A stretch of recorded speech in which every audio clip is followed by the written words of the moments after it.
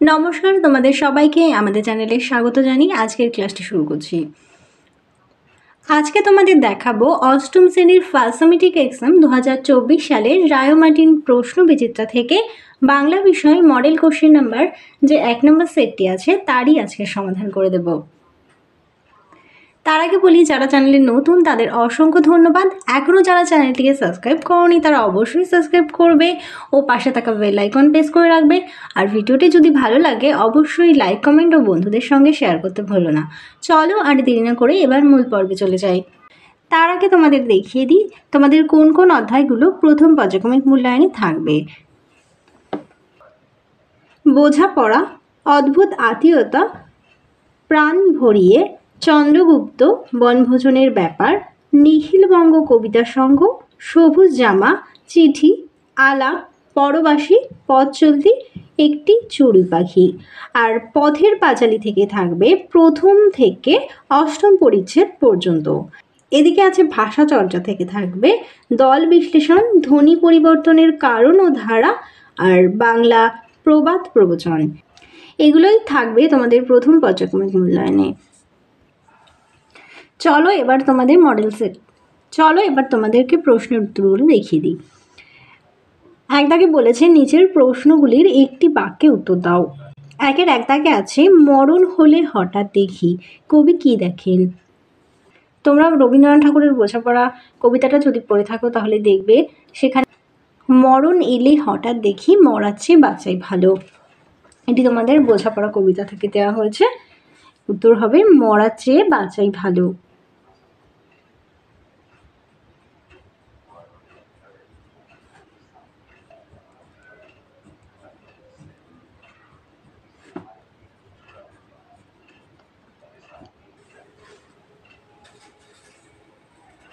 একের দুই দাগে আছে অদ্ভুত আত্মীয়তা গল্পে কোন কোন সেনাপতির প্রসঙ্গ রয়েছে? উত্তর হবে আরব সেনাপতি ও মুর সেনাপতি।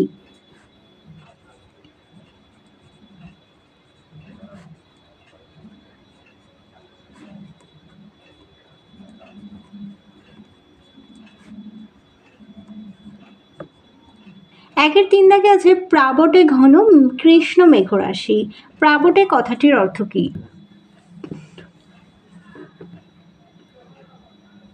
প্রাবিটে কথার অর্থ হলো বর্ষাকালে।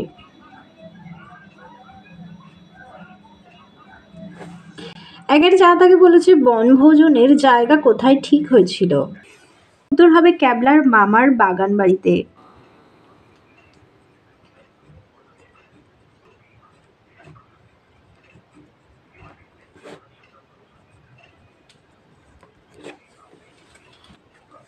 চলো এবার দুই দাগে দেখে নিই। বলেছে নিচের প্রশ্নগুলি দু তিনটে বাক্যে উত্তর দাও।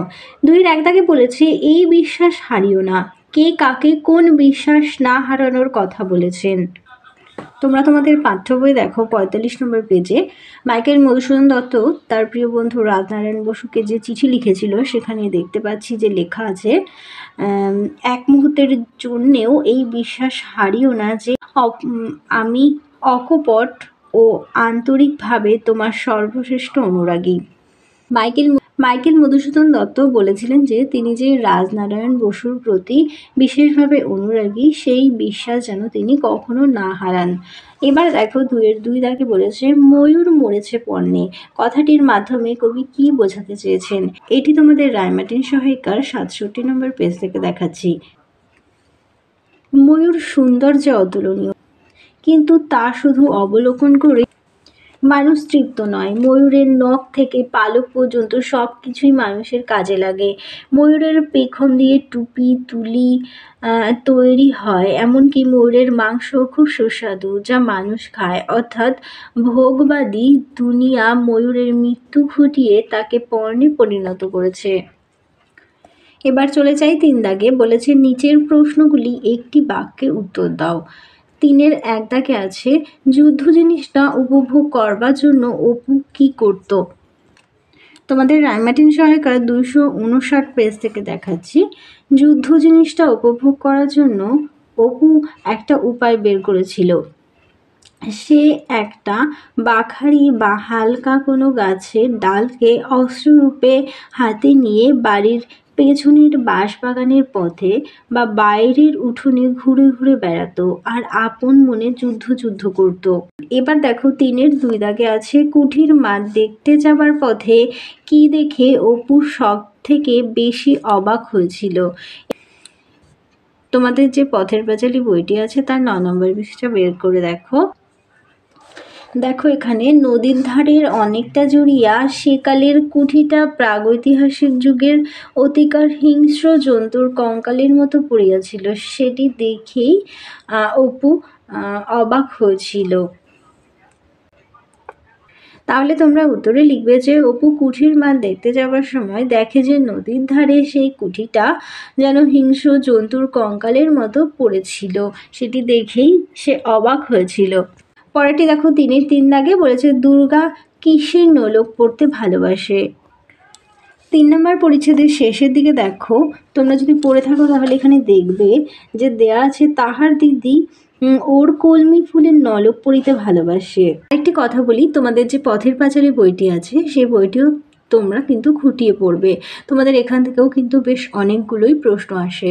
যদি তোমাদের কোথাও বুঝতে অসুবিধা হয় তাহলে আমাকে কমেন্ট বক্সে কমেন্ট করে জানিও। আমি পথের পাঁচালী নিয়েও তোমাদের আলাদা করে ভিডিও করে দেখাবো। এবার চলে যাই 4 দাগে বলেছে নিচের প্রশ্নগুলোর উত্তর দাও। 4-এর 1 দাগে বলেছে অক্ষর কাকে বলে।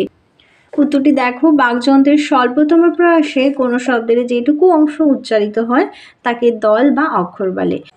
পরেরটি দেখো 4-এর 2 দাগে বলেছে আজই গেটার দিন আইজ, এখানে ধ্বনি পরিবর্তনের কোন নিয়ম কাজ করেছে। উত্তর এটি হলো অপিনিহিতি। এরপরে আছে 4-এর 3 দাগে বলেছে ভারতবর্ষ শব্দটির দল বিশ্লেষণ করো। দেখো ভারতবর্ষ কথাটি যখন আমরা উচ্চারণ করছি কতগুলো অক্ষর বা দলে আমরা ভাঙছি। যেমন বলছি ভা, তারপরে বলি রথ, তারপরে বলি বর,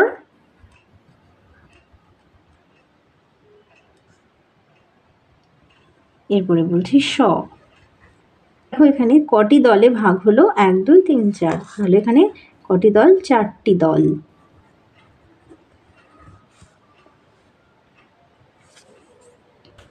এরপরে বলেছে 4-এর 4 দাগে স্বরসঙ্গতির সংজ্ঞা দাও। উত্তরটি দেখো, উচ্চারণের সুবিধার জন্য শব্দ মধ্যস্থ অসম স্বরধ্বনি যখন সম বা এক বা প্রায় একই রকম হয়ে যায় তখন তাকে স্বরসঙ্গতি বলে। যেমন তুলা গেটার দিন তুলো, বুড়া গেটার দিন বুড়ো, তুলা গেটার দিন তুলো, বুড়া গেটার দিন বুড়ো ইত্যাদি। তাহলে চলো তোমাদের 1 নম্বর মডেল সেটটি সমাধান করে দিলাম। আবারও তোমাদের খুব শীঘ্রই পরবর্তী সেটটিও সমাধান করে দেবো। আজকের মতো ভিডিওটা এখানেই শেষ করছি। সবাই ভালো থেকো, সুস্থ থেকো, টাটা।